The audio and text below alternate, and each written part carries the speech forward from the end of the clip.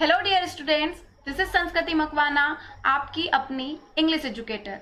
आज हम class 10th की फर्स्ट फ्लाइट बुक का chapter number 2 Nelson Mandela long walk to freedom को डिस्कस करने वाले हैं। जो ये चैप्टर है Nelson Mandela long walk to freedom, ये नेल्सन मंडेला कि ऑटोबायोग्राफी मीन्स आत्मकथा, जिसको राइटर ने खुद लिखा है। नेल्सन मंडेला ने अपने जीवन के बारे में खुद एक बुक में लिखा है। उसी बुक का नाम है लॉन्ग वॉक टू फ्रीडम। इसी से एक एक्सट्रैक्ट यानी छोटा सा टुकड़ा उठाया हुआ है, छोटा सा पार्ट, एक चैप्टर उठाया है और उसी को आपके यहाँ पर बुक में एज अ सिलेबस आपका प्रेस्क्राइब्ड किया है। तो पहले हम ये जान लेते हैं कि नेल्सन मंडेला कौन है।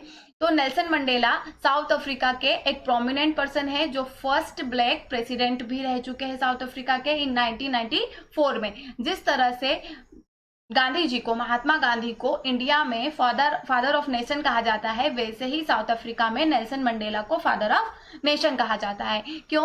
क्योंकि जिस तरह से इंडिया को फ्रीडम दिलाने में एक इम्पोर्टेंट रोल गांधी जी ने प्ले किया था, वैसे ही नेल्सन मंडेला ने साउथ अफ्रीका को फ्रीडम दिलाने में एक इम्पोर्टेंट रोल प्ले किया था, इसीलिए उनको ब्लैक गांधी भी कहा जाता है।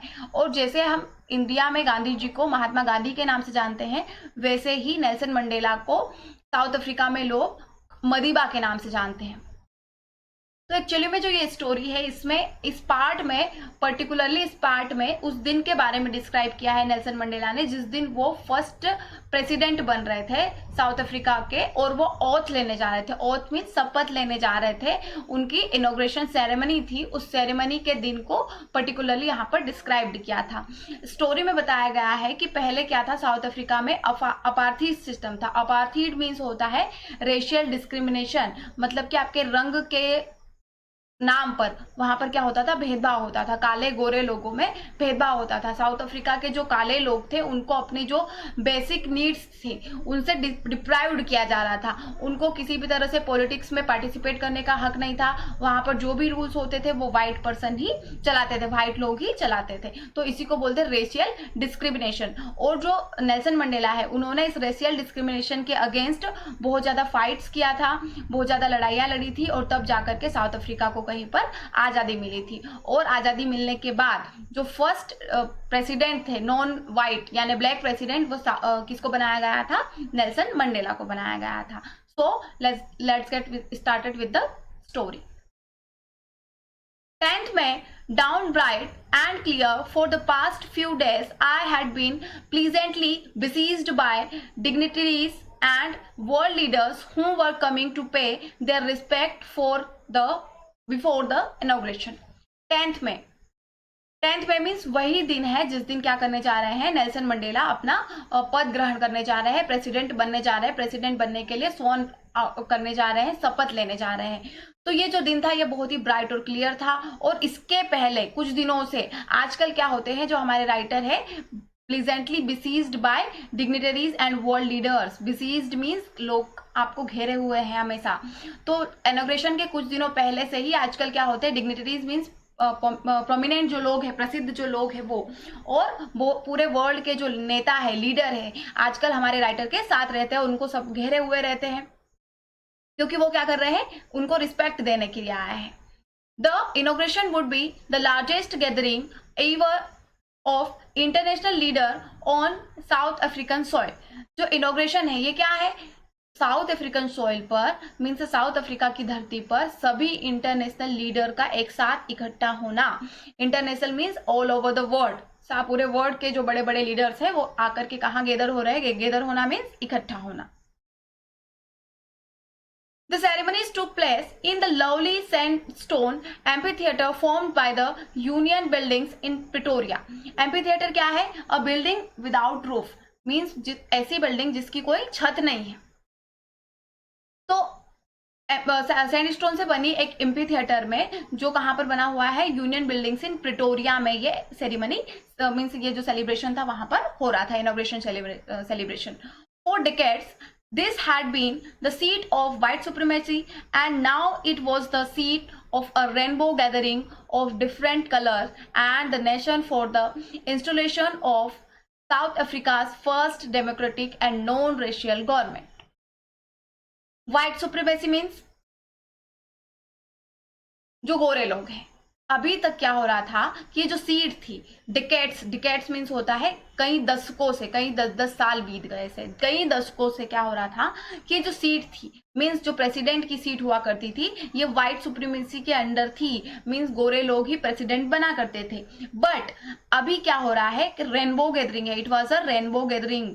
रेनबो गैदरिंग क्यों बोल रहे हैं राइटर यहाँ पर कि वहां पर जो लोग इकट्ठा हुए हैं उनकी जो स्किन का कलर है वो डिफरेंट डिफरेंट कलर की स्किन के लोग इकट्ठा हुए हैं। जैसे कि आपने रेनबो में देखा है कि डिफरेंट डिफरेंट कलर्स होते हैं और यहाँ पर डिफरेंट कलर के स्किन वाले लोग इस सेलिब्रेशन में इकट्ठा हुए हैं, तो इसीलिए इसको बोल रहे हैं रेनबो गैदरिंग। और ये लोग क्यों इकट्ठा हुए हैं? For the installation of south Africa first democratic and non racial government. Democratic means प्रजातंत्र, जिसको जनता ने चुना है, मींस इलेक्शन हुआ है बकायदा और जनता ने चूज किया है कि ये हमारा नेता होना चाहिए, जैसा कि हमारे इंडिया में भी होता है। पहले ऐसा नहीं होता था, पहले क्या होता था, ब्रिटिशर्स का रूल चलता था और वो जिसको चाहे उसको प्रेसिडेंट बना देते थे। हमसे नहीं पूछा जाता था कि आप किसकी सरकार चाहते हो। तो यहाँ साउथ अफ्रीका में भी 1994 को पहली बार ऐसा हो रहा था कि एक डेमोक्रेटिक गवर्नमेंट बन रही थी। और कैसी गवर्नमेंट थी? नॉन रेशियल गवर्नमेंट थी। नॉन रेशियल गवर्नमेंट मीन जिसमें काले गोरे का कोई भेदभाव नहीं है। रेशियल मतलब रंग के नाम पर भेदभाव करना, तो नॉन रेशियल गवर्नमेंट थी यहाँ पर। On that lovely autumn day, I was accompanied by my daughter Jinani on the podium. Mr. D. Clark was the first sworn in as second deputy president. इस लवली ऑटम डे पर, ये जो मई का महीना है 10th मई है और writer इसको क्या बोल रहे हैं? Autumn day. क्यों बोल रहे हैं ऑटम डे? ऑटम मतलब होता है पतझड़ और ये जनरली कब आता है? रेनी सीजन के बाद आता है। तो हमारे यहाँ तो मई में क्या होता है? समर सीजन होता है, बट राइटर क्या बोल रहे हैं? इसको ऑटम डे बोल रहा है बिकॉज कि साउथ अफ्रीका में मई में क्या होता है? ऑटम सीजन होता है। एकम्पनीज्ड मतलब किसी के साथ जाना। तो राइटर किसके साथ गए थे इस लवली ऑटम डे पर? मीन्स अपनी जो इनॉग्रेशन की सेरेमनी थी उसमें राइटर अपनी डॉटर जिसका नाम है जिनानी उसके साथ गए थे। On the podium, what is the meaning of podium? Podium means होता है स्टेज, मंच।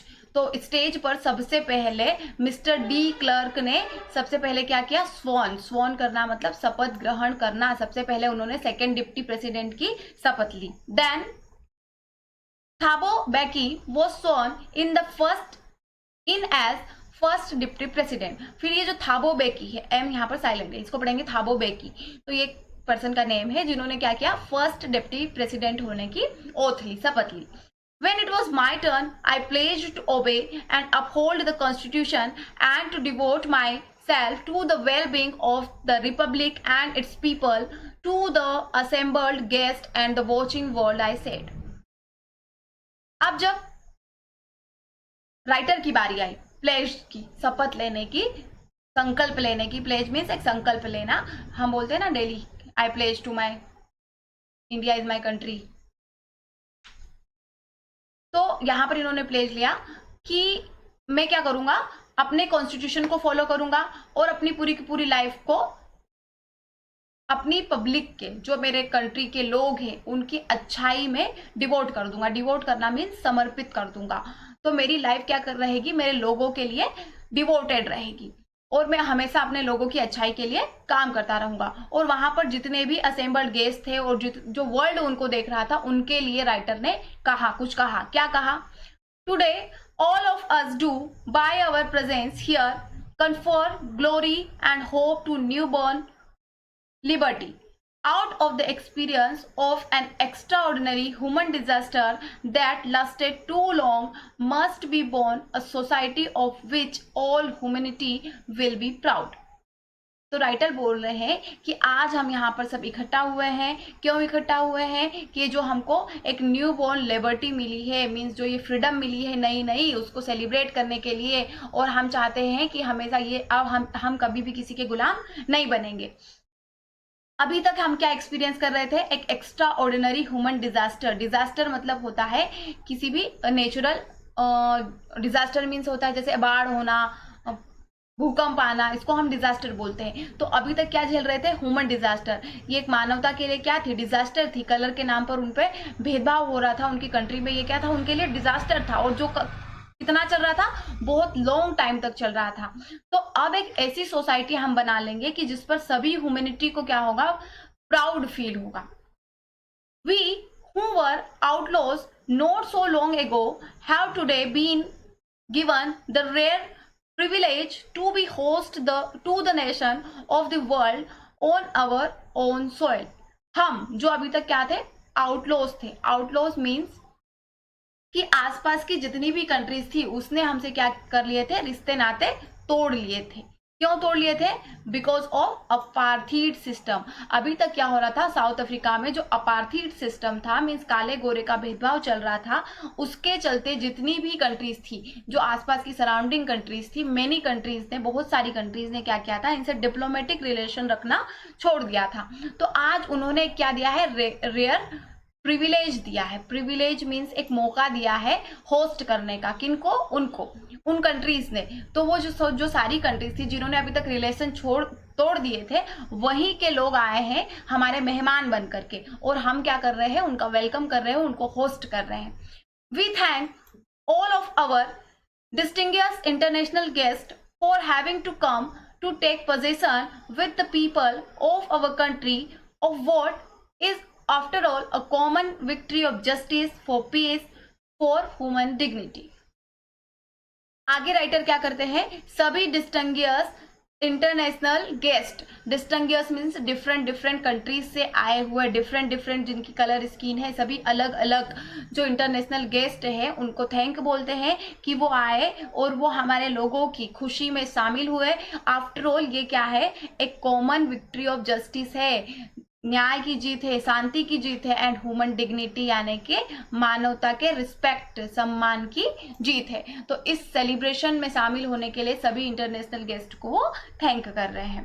We have at least achieved our political emancipation, and we pledged ourselves to liberate all our people from the continuous bondage of poverty, deprivation, suffering, gender and other discrimination.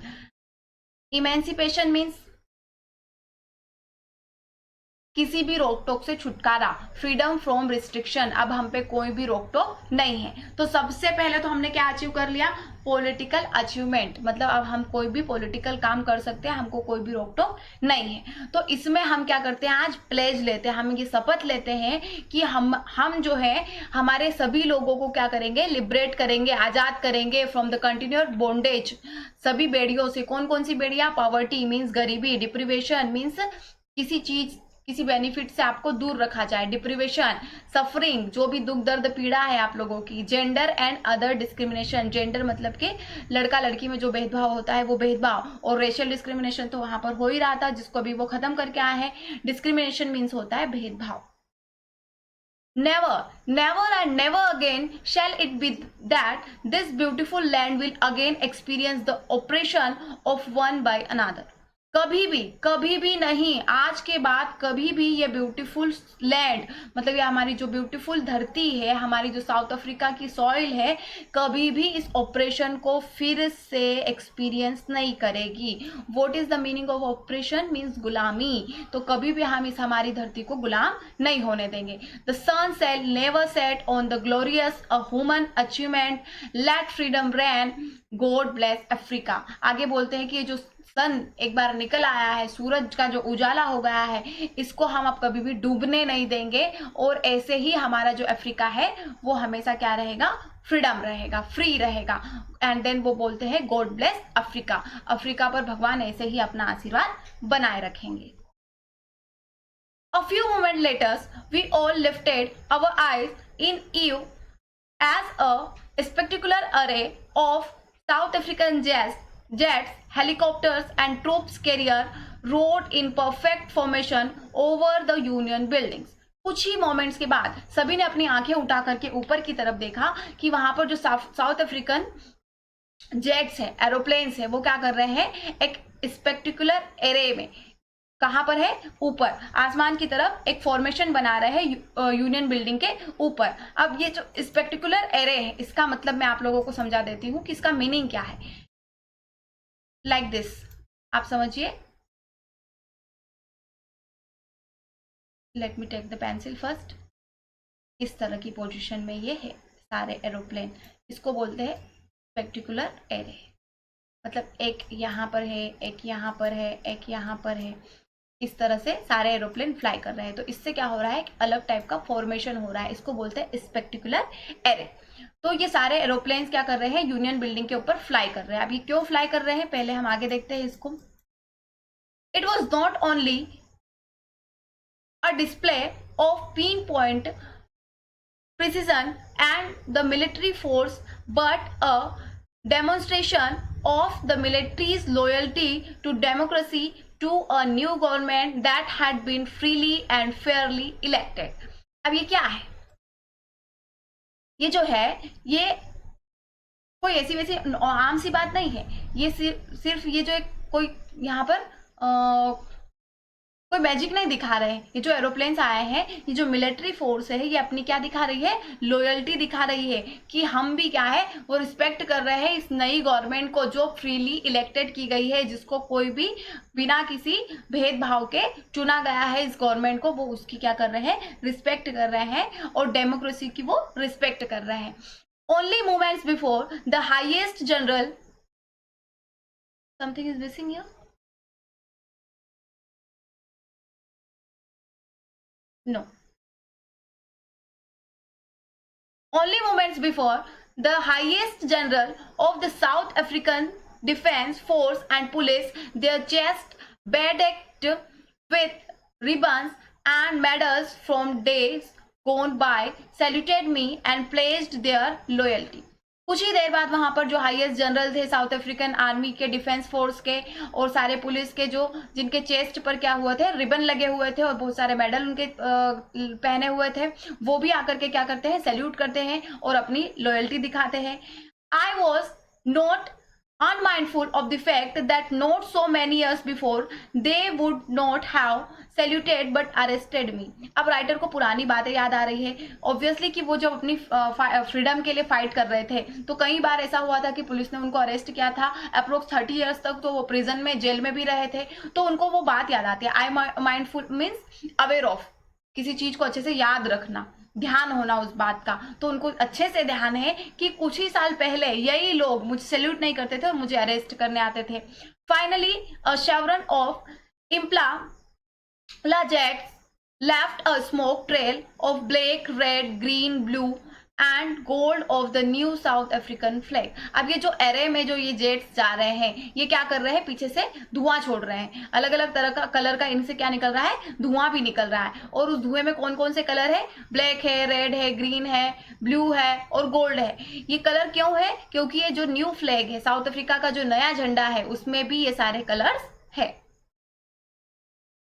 The day was symbolized for me by the playing of our two national anthems and the vision of whites singing Choki Siklel ए Africa and black singing Die Stem. अब यहाँ पर ये जो I can't pronounce it properly कि African language में इसको क्या बोला जाएगा, बट जो दिखाई दे रहा है वही अभी हम पढ़ सकते हैं। तो यहाँ पर दो अलग अलग तरह की नेशनल एंथम्स गाई गई, क्योंकि वहाँ पर ब्लैक लोगों की और व्हाइट लोगों की अलग अलग नेशनल एंथम थी। तो दोनों नेशनल एंथम को वहाँ पर प्ले किया गया।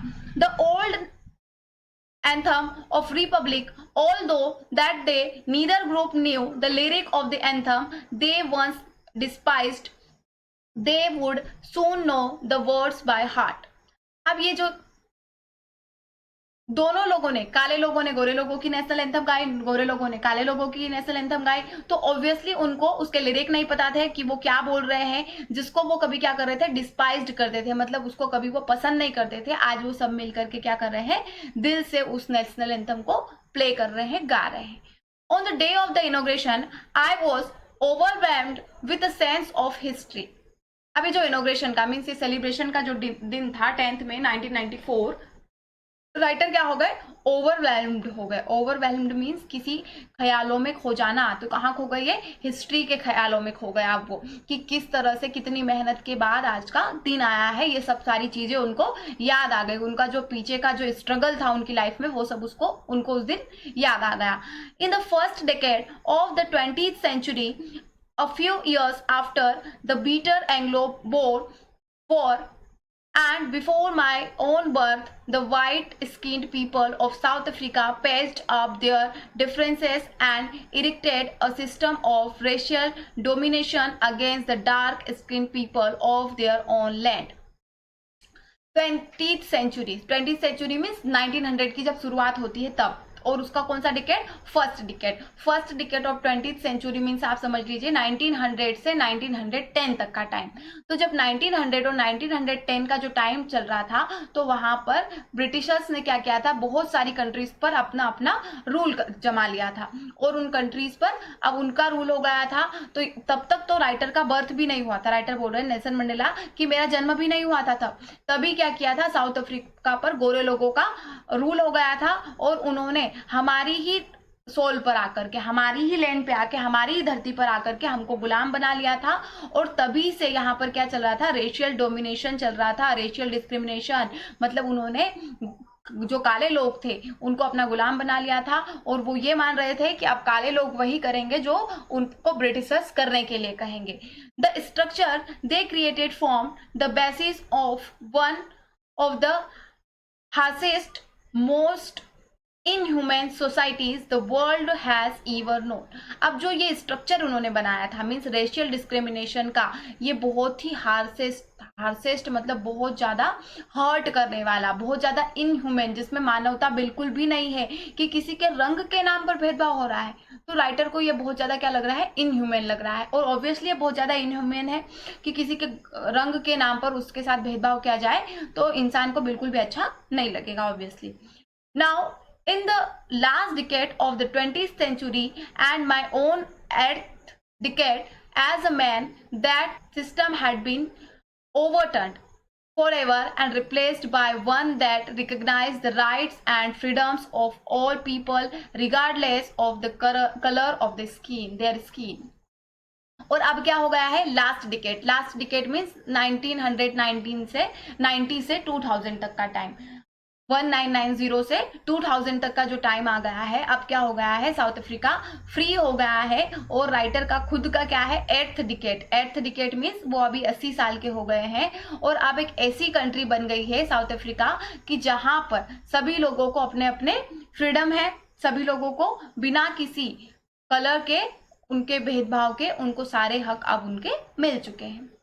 That day had come about through the unimaginable sacrifices of thousands of my people whose suffering and courage can never be counted or replied.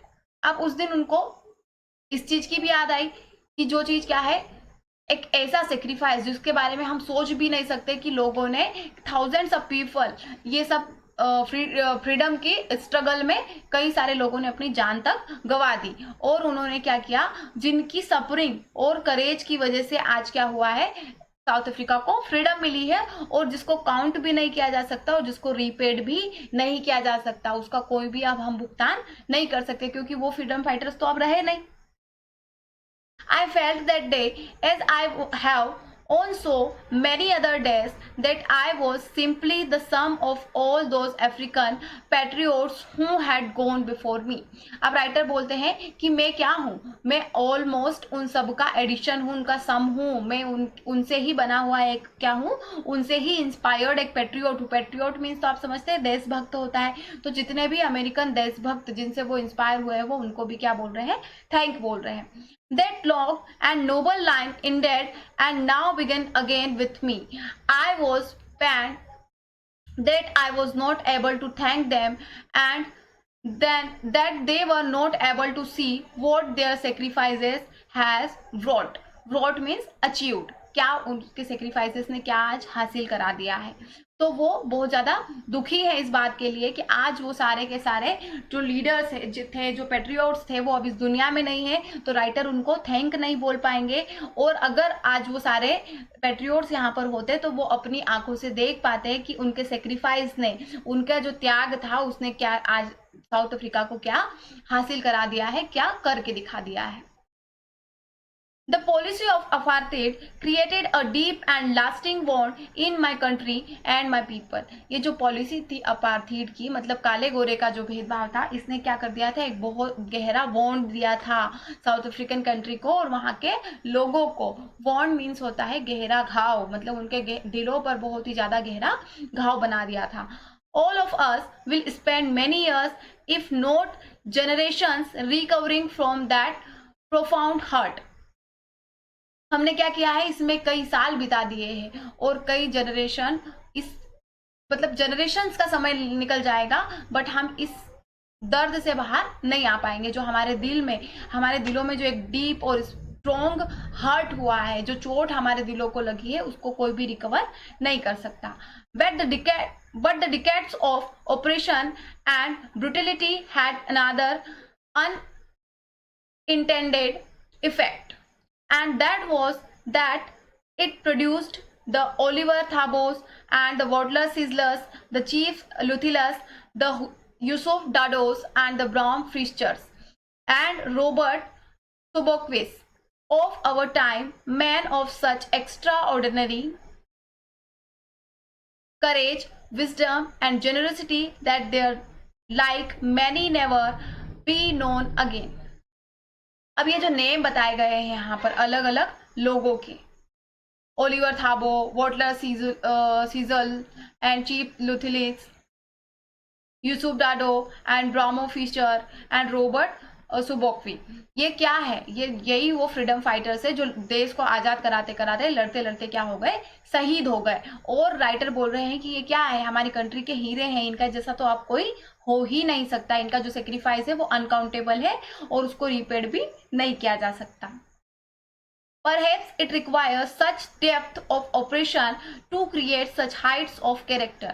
और आगे राइटर ने यहाँ पर एक लाइन बोली है, बहुत ही अच्छी लाइन, कि जितना ज़्यादा एक अच्छी बात कही गई है कि जितनी डेप्थ ऑफ ऑपरेशन होती है उतना ही हाइट्स ऑफ कैरेक्टर होता है. मतलब आपको जितना दुख दिया जाता है उतना ही अच्छे से आप निकलते हैं. जैसे कि हीरे को बहुत ज्यादा क्या किया जाता है, उसको बहुत ज्यादा चोट सहनी पड़ती है, तब जाकर के वो एक हीरा बन करके निकलता है. My country is rich in the minerals and James that lie beneath its soil, but I have always known that its greatest wealth is its people, finer and truer than the purest diamond. अब आपको पता ही होगा कि south Africa की जो soil है वहां पर कच्चे हीरे की खदानें बहुत ज़्यादा है.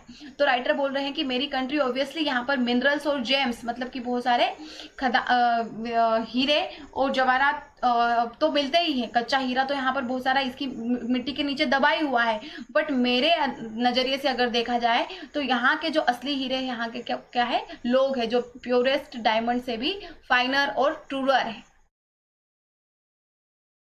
It is from this comrades in the struggle that I learned the meaning of courage. Time and again I have seen men and women risk and give their lives for an idea. अभी जो comrades है मतलब क्या होता है, साथी. इन मेरे साथियों से ही मैंने सीखा है कि स्ट्रगल क्या होता है and what is the meaning of courage, साहस क्या होता है.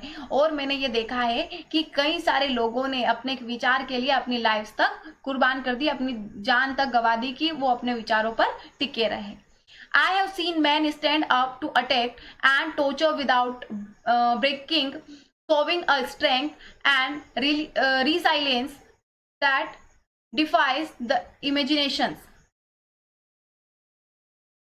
मैंने देखा है, क्या देखा है, कि लोग क्या करते हैं, बहुत ज्यादा टॉर्चर को भी बिना टूटे सह लेते हैं और बहुत ज्यादा स्ट्रेंथ उनके पास होती है, जो क्या होती है, बहुत ज्यादा पावरफुल उस इंसान को बना देती है कि जो अपनी कंट्री के लिए कुछ भी करने के लिए रेडी हो जाता है. I learn that courage was not be absence of fear but the Triumph of over it. मैंने ये सीखा है कि करेज यानी साहस ये नहीं है कि आपको किसी चीज से डर नहीं लगता, बट साहस उसको कहा जाता है जहां पर आपने डर से ट्रायम्फ यानी जीत हासिल कर ली है। The brave man is not he who does not feel afraid but he who conquers the fear. मतलब कि बहादुर व्यक्ति वो नहीं है जो कभी डरता नहीं है, बट वो है जिसने डर पर कॉन्कोर यानी जीत हासिल कर ली है। बहादुर व्यक्ति वो होता है। तो हमारे राइटर ने इन सारे फ्रीडम फाइटर से ये सारी चीजें सीखी है। No one is born hating another person because of the color of his skin or his background or his religious. People must learn to hate, and if they can learn to hate, they can be taught to love. For love comes more naturally to the human heart than its opposite. आगे writer बोल रहे हैं कि कोई भी पैदा होते से दूसरों से नफरत करना नहीं सीखता। जब वो पैदा होता है तो कोई भी किसी के कलर के नाम पर, किसी के बैकग्राउंड के नाम पर, किसी के रिलीजन के नाम पर नफरत करना सीख के नहीं आता है, बट क्या करते हैं यहाँ पर आकर के लोग उनको सिखाते हैं। तो जब उनको नफरत करना सिखाया जा सकता है तो प्यार करना क्यों नहीं सिखाया जा सकता? क्योंकि जो प्यार है वो तो क्या है, नेचुरली ह्यूमन हार्ट में पहले से ही मौजूद है, और हेट तो उनको क्या होती है, बाद में सिखाई जाती है। Even in the grimmiest times in prison, when my comrades and I were pushed to our limits, I would see a glimmer of humanity in one of the guards, perhaps just for a second, but it was enough to reassure me and keep me going. अब writer बोल रहे हैं कि कुछ ऐसे पल जो उनको प्रिजन के यानी जेल के याद आ रहे हैं, जब उनको उनके कॉमरेड्स को, मतलब उनके साथियों को, ऑब्वियसली राइटर आज़ादी के लिए लड़ रहे थे, तो कई बार क्या होता था, उनको जेल भी जाना पड़ता था और वहां पर उनको बहुत ज़्यादा टॉर्चर भी किया जाता था, मारा पीटा जाता था। तो बहुत बार जब उनके कॉमरेड्स और उनको वर पुश्ड टू आवर लिमिट्स का मतलब होता है कि इतना टॉर्चर करना कि आपकी जो लिमिट है वो सारी खत्म हो जाए सहने की। तो इतना जब टॉर्चर किया जाता था तब भी कभी कभी किसी गार्ड के चेहरे पर उनको क्या दिख जाती थी, ह्यूमैनिटी दिख जाती थी। कुछ सेकंड्स के लिए वो क्या हो जाते थे, रुक जाते थे, और उनको लगता था, राइटर को लगता था कि हाँ, इंसानियत अभी भी जिंदा है, और यही क्या करती थी, उनके अंदर एक फिर से नई उम्मीद और नई हिम्मत ला देती थी, उन गार्ड्स की थोड़ी सी दया। Man's goodness is a flame that cannot be hidden but never that can be hidden but never extinguished। जो इंसान की अच्छाई है वो एक फ्लेम की तरह है, इसको छुपाया तो जा सकता है बट कभी भी बुझाया नहीं जा सकता। मीन्स हमेशा हमेशा के लिए इसको खत्म नहीं किया जा सकता। गुडनेस एक इंसान का ऐसा पार्ट होता है जिसको हम छुपा सकते हैं बट खत्म नहीं कर सकते। अच्छाई हमारे अंदर है तो है। In life every man has twin obligations, obligation to his family, to his parents, to his wife and children, and he has an obligation to his people, his community, his country। तो यहाँ पर आगे writer ने इंसान के जीवन में दो ऑब्लिगेशंस बताए हैं। ऑब्लिगेशन मीन्स उसकी रिस्पॉन्सिबिलिटीज, उसकी जिम्मेदारियां। तो उसकी कौन कौन सी जिम्मेदारियां हैं? एक तो उसकी फैमिली के लिए है, उसके पेरेंट्स माता पिता के लिए, उसकी वाइफ के लिए, उसके बच्चों के लिए है, और दूसरा ऑब्लिगेशन उसका अपनी कंट्री के लिए है, कंट्री के लोगों के लिए है, अपनी कम्युनिटी के लिए है। In a civil and human society each man is able to fulfil those obligation according to his own inclination and abilities, but in a country like South Africa it was almost impossible for a man of my birth and color to fulfill both of those obligations। अब किसी भी country में, किसी भी city की, किसी भी civil society में क्या होता है, इंसान को ये दोनों ऑब्लिगेशन फुलफिल करने में कोई भी प्रॉब्लम नहीं है। वो अपनी जितनी भी एबिलिटी है, अपना जितना भी उसके पास टेंडेंसीज है, नेचुरल बिहेवियर की टेंडेंसीज है, उससे वो जितना चाहे उतना उस ऑब्लिगेशन को, उन रिस्पॉन्सिबिलिटीज को आसानी से निभा सकता है। But a country like south Africa, मतलब हमारी कंट्री यानी साउथ अफ्रीका जैसी कंट्री में ये बिल्कुल भी इम्पॉसिबल था हमारे लिए कि हम कोई भी ऑब्लिगेशन, कोई भी रिस्पॉन्सिबिलिटी ना तो हम हमारी फैमिली के लिए कर पाते थे, ना ही हम हमारे कंट्री के लिए कर पाते थे। बिकॉज क्योंकि यहाँ पर रेशनल डिस्क्रिमिनेशन था, यहाँ पर पूरी फ्रीडम नहीं थी लोगों को कुछ भी करने की। In South Africa, a man of color who attempted to live as a man of being was punished and isolated। South Africa में क्या होता था, कि जो काला पर्सन है, अगर वो एक ह्यूमन बीइंग की तरह रहना चाहता है, मतलब उनको क्या किया जाता था, जानवरों की तरह ट्रीट किया जाता था। अगर वो ह्यूमन बीइंग की तरह रहना चाहता है तो उसको क्या मिलती थी, पनिशमेंट मिलती थी, सजा मिलती थी, और उसको आइसोलेटेड मतलब अकेला कर दिया जाता था, उसको अपनी फैमिली से दूर कर दिया जाता था। In South Africa a man who tried to fulfil his duty to his people was inevitably ripped from his family and his home and was forced to live a life apart, a twilight existence of secrecy and rebellion. South Africa जैसी country में क्या होता था, अगर कोई इंसान अपनी country के लिए, अपने लोगों के लिए अपनी ड्यूटी को निभाना चाहता है तो उसको अनविलिंगली, मतलब उसकी इच्छा ना हो फिर भी जबरदस्ती क्या कर दिया जाता था, उसकी फैमिली से, उसके घर से दूर कर दिया जाता था और उसको अकेला जीवन जीना पड़ता था। उसके बाद क्या माना जाता था उसको कि वो क्या है, राइबल है। राइबल मीन्स विद्रोही है, ऐसा मान करके उसको अपनी फैमिली से दूर कर दिया जाता है, एटलीस्ट मतलब कि उसको प्रिजन, जेल में डाल दिया जाता था। I did not in the beginning choose to place my people above my family, but in attempting to serve my people I found that I was prevented from fulfilling my obligation as a son, a brother, a father or and a husband. शुरुआत में, beginning में, starting में writer ने कभी भी ये नहीं सोचा था कि मेरे जो लोग हैं, मेरी जो कम्युनिटी है, मेरी जो कंट्री है, वो मेरे खुद की फैमिली से ऊपर है। बट जब उन्हें ये लगने लगा कि उनकी फैमिली से बढ़कर कौन है उनके लिए, उनकी कंट्री है, और जब उन्हें ये लगना लगा और वो अपनी कंट्री के लिए जो ऑब्लिगेशन फुलफिल करने गए तो फिर वो कभी भी अपना एक अच्छा बेटा, अच्छा भाई, अच्छा फादर और अच्छा हस्बैंड होने वाला ऑब्लिगेशन पूरा नहीं कर पाए। मीन्स राइटर अपनी कंट्री के लिए जो रिस्पॉन्सिबिलिटीज थी वो तो उन्होंने निभा ली, बट अपनी फैमिली के लिए वो एक अच्छा बेटा नहीं बन पाए। I was not born with a hunger to be free, I was born free, free in every way that I could know. Writer आगे बोल रहे हैं कि मैं जब पैदा हुआ था तब मुझे ऐसा पता ही नहीं था कि मैं फ्री नहीं हूँ, और मुझे फ्रीडम की हंगर भी नहीं थी, फ्रीडम की भूख भी नहीं थी। मुझे तो लगता था कि आई एम फ्री, मैं फ्री हूँ, क्योंकि मैं जो चाहूँ वो मैं कर सकता था। Free to run in the fields near my mother's hut, free to swim in the clear stream that ran through my village, free to roast mealies under the stars and ride the boat backs of slow moving bulls. Writer क्या बोल रहे हैं, वो कैसे free थी, free means एक बच्चे की तरह। वो कैसे फ्री थे कि मैं खेलने कूदने के लिए फ्री था, मेरी मदर के हट के आस पास जो फील्ड थी, खेत थी, मेरी मम्मी के घर के पास जो खेत थे, मैं वहां पर जाकर के दिन भर दौड़ता रहता था। स्विम करने के लिए मेरे घर के पास से जो झरना बहता था, मेरे विलेज के पास से जो झरना बहता था, मैं वहां पर आराम से जा करके तैरता था। मिलीज एक तरह का खाने के लिए समझ लीजिए आप, अनाज होता है, इसको रोस्ट मतलब सेक करके खाया जाता है। तो मैं रात को आराम से बैठ करके मिलीज खाता था, और कभी कभी क्या करता था, बुल, स्लो मूविंग बुल्स मतलब बेलों के पीठ पर बैठ करके सवारी भी करता था। मतलब एज अ बॉय, बच्चा, राइटर की यही फ्रीडम की यही डेफिनेशन थी उनके लिए कि मैं तो फ्री हूँ, मैं जो चाहता हूँ वो कर सकता हूँ। As long as I obeyed my father and abided by the customs of my tribe I was not troubled by the laws of man और God.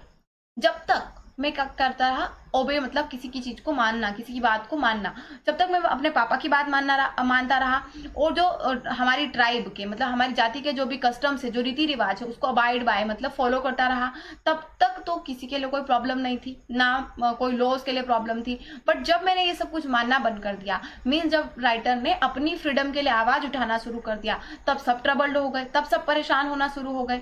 It was only when I began to learn that my boyhood freedom was an illusion. Illusion मतलब कि जो दिख कुछ हो रहा है but original में ऐसा कुछ है नहीं। तो जब राइटर को धीरे धीरे ये पता चलने लगा कि मेरी जो बॉयहुड मतलब बचपन वाली जो फ्रीडम है वो तो एक एल्यूजन है, वो रियलिटी नहीं है, उसको फ्रीडम नहीं कहते। When I was discovered as a young man that my freedom had already been taken from me, that I began to hunger for it. और जब वो यंग मैन मतलब एक नौजवान बन गए, जब उन्हें पता चला कि मेरी फ्रीडम तो पहले से, मेरे पैदा होने से पहले ही मुझसे छीन चुकी है, तब जाकर के उनके अंदर हंगर उठी, भूख उठी कि अब मुझे क्या चाहिए, फ्रीडम चाहिए। अब रियल मायने में उनको फ्रीडम का मीनिंग पता चला है कि बचपन में अपने मम्मी के खेत के आसपास खेलते रहना, बुल राइडिंग करना, जाकर के झरने में तैर लेना, ये सब फ्रीडम नहीं थी। एक्चुअल फ्रीडम का मीनिंग अब जाकर के राइटर को पता चला। At first, as a student, I wanted freedom only for myself. The transitory freedom of being able to stay out at night, read what I pleased and go where I chose. अब जब वो पढ़ते थे, school going boy थे, तब बोल रहे हैं राइटर कि पहले उनको फ्रीडम क्या लगती थी कि फ्रीडम फॉर माई सेल्फ, सिर्फ मुझे आज़ादी मिलनी चाहिए. Transitory means something is not permanent, temporary समझ लीजिए आप. टेम्पररी उनके लिए फ्रीडम का मीनिंग क्या था कि मैं रात को अपने दोस्तों के घर रुक सकूं, कहीं बाहर जहाँ पर मैं जाना चाहूँ मैं जा सकूँ, और मैं जो पढ़ना चाहता हूँ, जिस चीज़ में मुझे इंटरेस्ट है वो मैं पढ़ सकूँ, और जो मैं करना चाहता हूँ, जहाँ मैं जाना चाहता हूँ वहाँ जा सकता हूँ. ये फ्रीडम चाहिए थी राइटर को. Later as a young man in Johannesburg, I yearned for the basic and honorable freedom of achievement my potential, of earning my keep, of marrying and having a family, the freedom not be obstructed in a lawful life. अब जॉन्सबर्ग क्या है, उनके गांव का नाम है. तो जैसे जैसे वो बड़े हुए फिर उनको पता चला कि एक्चुअल में फ्रीडम क्या है. ठीक है, फ्रीडम उनकी जो अर्निंग है उसको वो खुद रख सके, शादी करके एक फैमिली होना चाहिए उनकी. तो ये सब फ्रीडम उनके लिए नहीं थी. एक अच्छा जीवन जीने के लिए, एक लॉफुल जीवन जीने के लिए, अपनी कंट्री के लिए जो ऑब्लिगेशंस है उनके, उनको कंप्लीट करने के लिए ये सब फ्रीडम नहीं थी. ये राइटर को यंग होने पर पता चला. As a school going boy उनको सिर्फ बाहर जाना, रात को नाइट स्टे करना, ये सब क्या लग रहा था, फ्रीडम लग रहा था. But then I slowly saw that not only was I not free, but my brothers, sisters were not free. फिर धीरे धीरे राइटर ने ये नोटिस करना शुरू कर दिया कि सिर्फ मैं ही फ्री नहीं हूँ, मैं ही ऐसा नहीं हूँ जो फ्रीडम, जिसके पास फ्रीडम नहीं है, पर मेरे brother sister means here the people of his country, उनकी कंट्री के जो दूसरे लोग हैं वो भी फ्री नहीं है. I saw that I was not just my freedom, it was not just my freedom that was curtailed, but the freedom of everyone who looked like I did. Curtail means reduce करना, cut करना किसी चीज को. तो आगे बोल रहे writer कि मुझे धीरे धीरे ये पता चला कि सिर्फ मैं ही ऐसा नहीं हूँ जिसकी फ्रीडम को रिड्यूस किया जा रहा है, कर्टाइल किया जा रहा है, बल्कि मेरी कंट्री के सारे लोग जो मेरी तरह दिखते हैं, सबकी फ्रीडम को क्या किया जा रहा है, कर्टाइल कर दिया जा रहा है. That is when I joined the African National Congress, and that is when the hunger for my own freedom became the greater hunger for the freedom for my own people. तो फिर जाकर के राइटर ने क्या किया, African national Congress को join किया, और तब जाकर के उनकी खुद की फ्रीडम से ज़्यादा बड़ी फ्रीडम क्या बन गई उनके लिए, उनके लोगों के लिए फ्रीडम. अब उनको अपने आप के लिए आज़ादी नहीं चाहिए, सिर्फ उनकी कंट्री के लिए, उनके जो कंट्री के लोग हैं उनको भी उनको क्या करना है, आज़ाद करना है.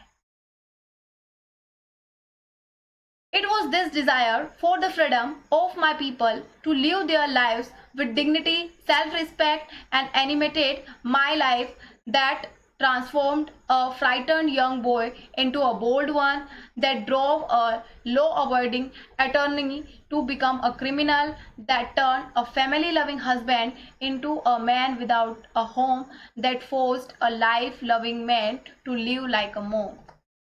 अब ये जो डिज़ायर थी उनकी कि उनके लोगों को क्या करना है, आज़ादी दिलाना है विद डिग्निटी, रिस्पेक्ट के साथ, उनकी सेल्फ रिस्पेक्ट उनको वापस दिलाना है. ये जो उनकी डिज़ायर थी, इस डिज़ायर ने क्या कर दिया, उनकी पूरी लाइफ को एनिमेटेड कर दिया, मीन्स चेंज कर दिया. कैसे ट्रांसफॉर्म्ड हो गए वो, एक फ्राइटन मतलब डरे हुए यंग मैन से वो एक बोल्ड वन बन गए. अब वो क्या हो गए, किसी से नहीं डरते, अब वो बोल्ड हो गए हैं. लो अबाइडिंग मीन्स जो अभी तक क्या करते थे, सारे नियम को मानते थे, वो क्या बन गए, क्रिमिनल बन गए.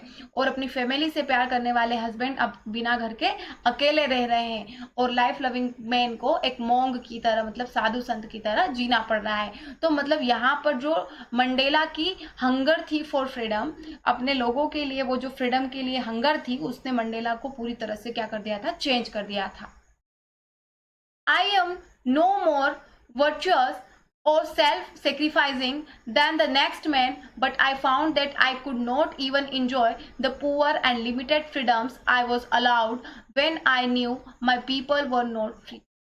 अब आगे मंडेला बोल रहे हैं कि मैं इतना कोई महान इंसान नहीं था कि मैं क्या कर दूं, सब कुछ अपना सेक्रीफाइस कर दूं.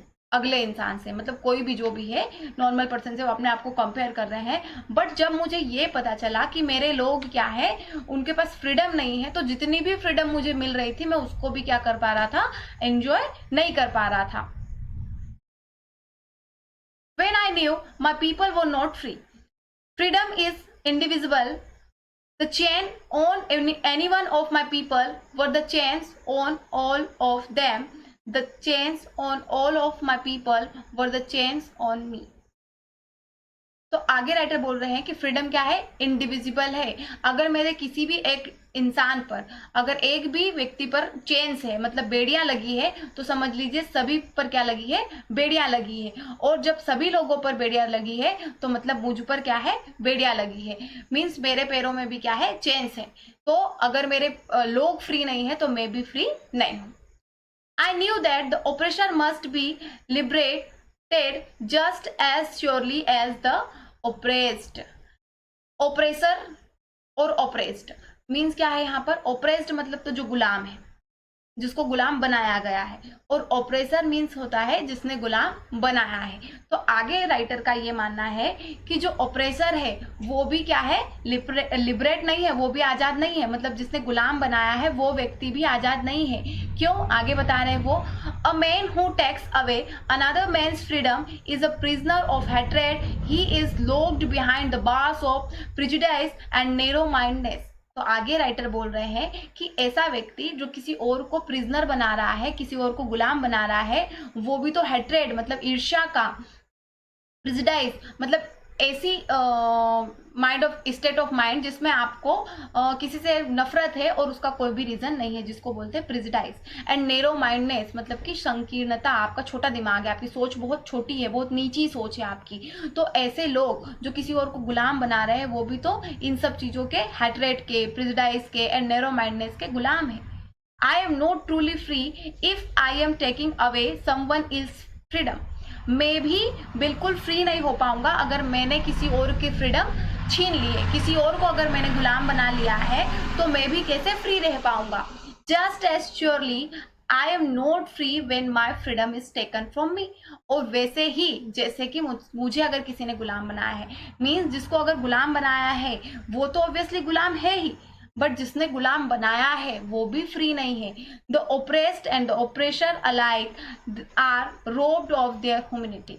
तो जो ओप्रेस्ड है मीन्स जो गुलाम है, और जो ओप्रेसर है मीन्स जो गुलाम बनाने वाला है, ऐसा लग रहा है कि दोनों की ह्यूमैनिटी उनसे क्या की जा रही है, छीनी जा रही है। तो यहाँ पर लास्ट लाइंस में राइटर ने ये बताया है कि ओप्रेसर और ओप्रेस्ड दोनों ही फ्री नहीं है। ओप्रेस्ड तो ऑब्वियसली किसी का गुलाम है ही, किसी के स्लेवरी में है ही, और ऑपरेसर जो किसी को गुलाम बना रहा है तो वो भी फ्री नहीं है। आई होप कि आप लोगों को चैप्टर अच्छे से समझ में आया होगा। पूरे चैप्टर में नेल्सन मंडेला ने अपने ओन एक्सपीरियंस ऑफ स्ट्रगल, जो साउथ अफ्रीका को फ्रीडम दिलाने के लिए जो भी स्ट्रगल उन्होंने किए थे, उसको यहाँ पर हमारे साथ शेयर किया है। आपको किसी भी तरह का कोई डाउट है आप कमेंट सेक्शन में कमेंट कर सकते हैं। अगर आपको वीडियो अच्छी लगी आप लाइक करिए, अपने फ्रेंड्स के साथ शेयर करिए और चैनल को सब्सक्राइब करिए। Thank you.